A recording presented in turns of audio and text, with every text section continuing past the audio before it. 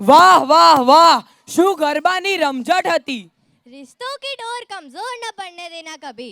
ये वो मोती है जो बिखरे तो मिलते नहीं कभी.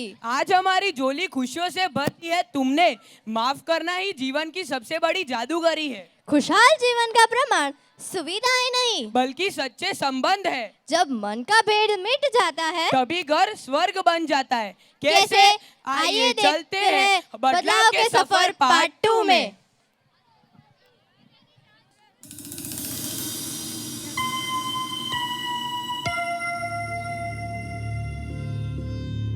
महाराज, पिछले घर का दृश्य देखकर तो मेरा मन खिन्न हो गया. क्या मनुष्य जाति केवल मशीन बनकर रह गई? क्या हर घर में असिस्टेंट रिश्तों की जगह लेते हैं? महाराज, आज तक इतना खालीपन, फिर भी इतना भारीपन नहीं देखा था. बेटा बहू चाहते कुछ और, अनजाने में उनसे हो रहा है कुछ और. मन तो करता है अभी उसे पृथ्वीलोक से यमलोक ले आओ. धीरज रखो दूध. सिक्के के दो पहलू होते हैं. यदि कलयुग में अंधकार है तो कहीं न कहीं विवेक का दीपक जल ही रहा है. शत्रु भीतर है, यह सत्य है, पर उस शत्रु को परास्त करने वाली समझदारी भी मनुष्य के भीतर विद्यमान है. प्रभु, अब अगले द्वार की ओर देखिए. यहाँ भी वही समस्या है. समय का अभाव, काम का बोझ और वृद्ध पिता का अकेलापन. पर यहाँ का वही खाता कुछ अलग ही संकेत दे रहा है. यही तो संस्कारों की प्रतिध्वनि है. मनुष्य की बुद्धि अगर ठान ले तो वे किसी भी समस्या का समाधान बहुत ही सरलता पूर्वक कर सकती है. बस आवश्यकता है तो उचित समय पर उचित समझदारी की. देखो, यह कर्तव्य को प्रेम की चाशनी में डुबोकर परोसा जा रहा है.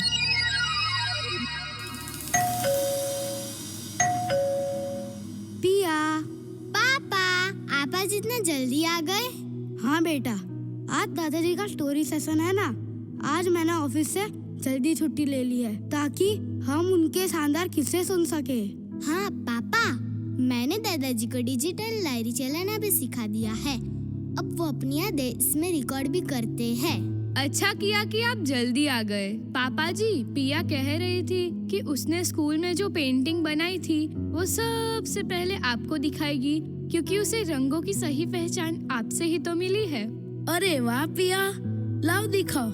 आज हम सब मिलकर बगीचे में बैठेंगे और मैं तुम्हें कलमकारी आर्ट के बारे में बताऊंगा. दादाजी, आप बैठो. मुझे आपके साथ समय बिताना बहुत अच्छा लगता है. हम सबको भी आपके साथ समय बिताना बहुत अच्छा लगता है.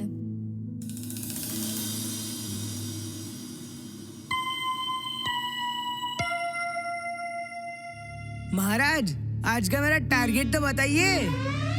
चित्रगुप्त, नीचे मृत्युलोक की ओर देखो. क्या तुम्हें वहाँ जीवन की कोई हलचल महसूस हो रही है? महाराज, वहाँ हलचल तो बहुत है.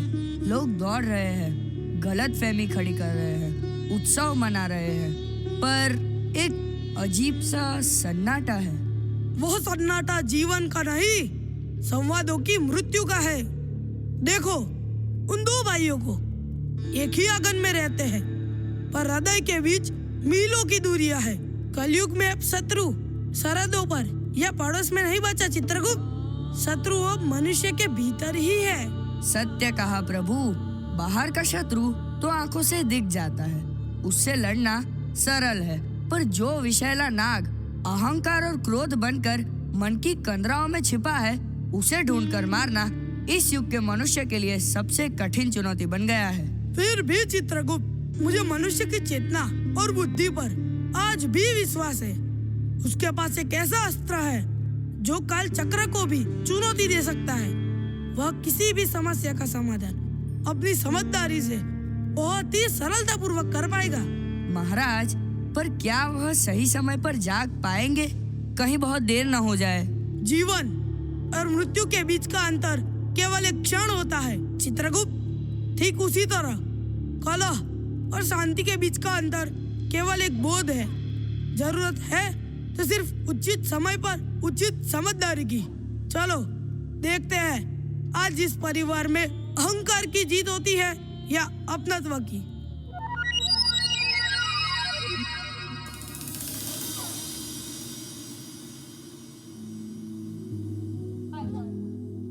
निर्मला, कार्ड तो सबको गए हैं, पर मुझे डर है कि छोटा मतलब सुनील आएगा भी या नहीं, और आएगा भी तो क्या बात करेगा। 2 साल से बोलचाल बंद है, एक शाम में ही थोड़ी खत्म होती है। अरे आपने कोशिश तो की, कार्ड भेजा, यह एक अच्छा कदम है, पर क्या सिर्फ कार्ड भेजना काफी है? बहू जी, कार्ड तो शादी का भी जाता है, पर लोग क्या देखते, सिर्फ पनीर ही तो खाने आते हैं। रिश्ते की कड़वाहट मिटानी है तो चीनी की बोरी नहीं, दिल का दरवाजा खोलना पड़ता है। काका सही कह रहे हैं आलोक, तुमने अच्छा समाधान निकाला कि उसे भी बुला लिया, ताकि दुनिया तुम्हें कोई सवाल न करे। पर मुझे तुम्हारे उस बेहतरीन समाधान पर खुशी होगी जब तुम उसे गले लगाओगे। हमारी शादी की इस सालगिरह का असली तोहफा तुम दोनों की वही दोस्ती की वापसी होगी जो पहले हुआ करती थी। तुम दोनों भी भाई कम दोस्त ज्यादा थे। प्रणाम, शादी की सालगिरह मुबारक हो। ये रहा बुके। बधाई हो निर्मला, घर तो बड़ा चमक रहा है, पर चेहरे क्यों बुझे बुझे हैं? देख भाई, हमारे डैड तो स्टैचू खेल रहे हैं। हाँ यार, ऐसा लग रहा है जैसे हम किसी पार्टी में नहीं, किसी मीटिंग में आए हैं। काव्या, हमें वह ऑपरेशन यादें शुरू करना होगा। हाँ, चलो ऑपरेशन यादें शुरू करें। रामू काका, वह संदूक तो लाइए। अरे बाप रे, इस संदूक में तो इतनी धूल जमी है जितनी आलोक साहब और सुनील बाबू के दिमाग में जमी है। जरा हाथ बटाओ साहब, इसमें आपके बचपन का खजाना है। काका, इस कूड़े को यहाँ लाने की क्या जरूरत थी? रहने दो आलोक, इसे भी फिकवा दो जैसे पुरानी दोस्ती फेंक दी थी। अरे बड़े पापा, फेंकने से पहले देख तो लीजिए। अरे ये शर्ट किसकी है? ये तो मेरी वो शर्ट है जो फुटबॉल खेलते वक्त फट गई थी, और आलोक ने मुझे अपनी नई शर्ट दे दी ताकि मुझे घर पे डांटना पड़े। और यह फुटबॉल किसका है? और ये वो बॉल है जिसे खरीदने के लिए हमने साथ मिलकर गुल्लक तोड़ी थी। सुनील, तुझे याद है हम इसके लिए हफ्तों बिना बाहर नाश्ता किए भूखे रहे थे। जिस दोस्ती के लिए तुम भूखे तक रह सकते थे, उसे एक छोटी सी जमीन की डील के लिए मार दिया। सुनील, मैं सचमुच शर्मिंदा हूँ। मैंने अच्छा बनने का नाटक किया, पर बेहतरीन इंसान नहीं बन सका। मुझे माफ कर दे छोटे, मेरे यार। गलती मेरी भी थी आलोक भैया, मैंने मान लिया कि आप बदल चुके हो। लो भाई, सारी धूल साफ हो गई। अब ये शर्ट और बॉल फिर से सहज लो, वरना अगली बार मुझे पूरा स्टोर रूम ही उठाकर लाना पड़ेगा। देखो बच्चों, आज तुमने मुझे उम्र का सबसे बड़ा उपहार दिया है। याद रखना, ईंट पत्थरों की दीवारें ऊंची करने से कभी घर ऊंचा नहीं होता। घर तो तब ऊंचा उठता है जब उसमें रहने वाले के दिल बड़े हो। बाहर की दुनिया में जीत हासिल करना सरल है, पर अपने भीतर के उस अहंकार को मिटाना सबसे कठिन है, जो हमें अपनों से दूर करता है। हाँ, सही कहा आपने। इस उम्र के पड़ाव पर आकर बस इतना ही सीखा है कि जो अपनी पुरानी कड़वाहट को भूल जाए वही असली ज्ञानी है। आज हमारी 50वीं सालगिरह पूरी हुई। जीते रहो मेरे बच्चों। चलिए अभी सब चलिए, यह परफेक्ट फैमिली फोटो का टाइम है। It's selfie time. दादाजी, आप ही फोटो ले लीजिए। रुको, मैंने अभी और मेहमानों को भी बुलाया है, वे आते ही होंगे।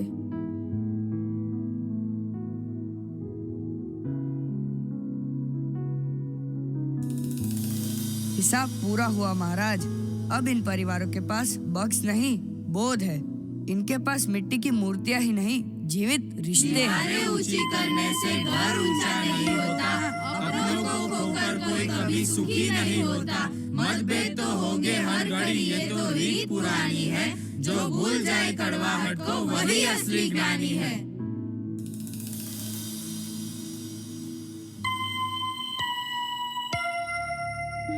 पृथ्वीवासी जीव, आज मैंने तुम्हें 2 रास्ते दिखाए।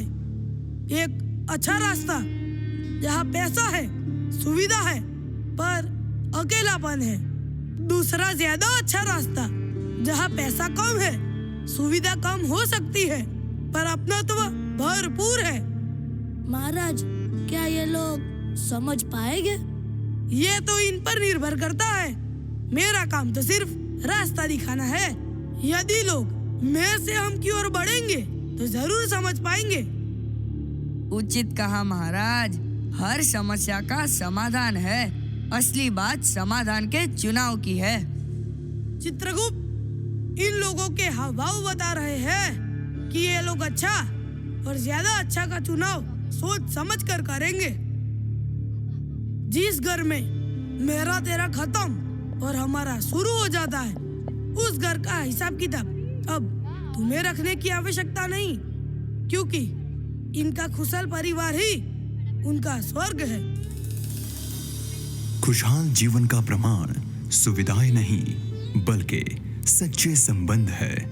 जब मन के भेद मिट जाते हैं, तभी घर स्वर्ग बन जाता है।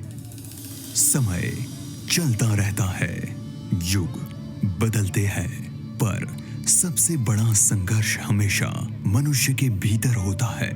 अगर मनुष्य सही समय पर सही समझदारी से निर्णय ले, तो हर समस्या का समाधान संभव है।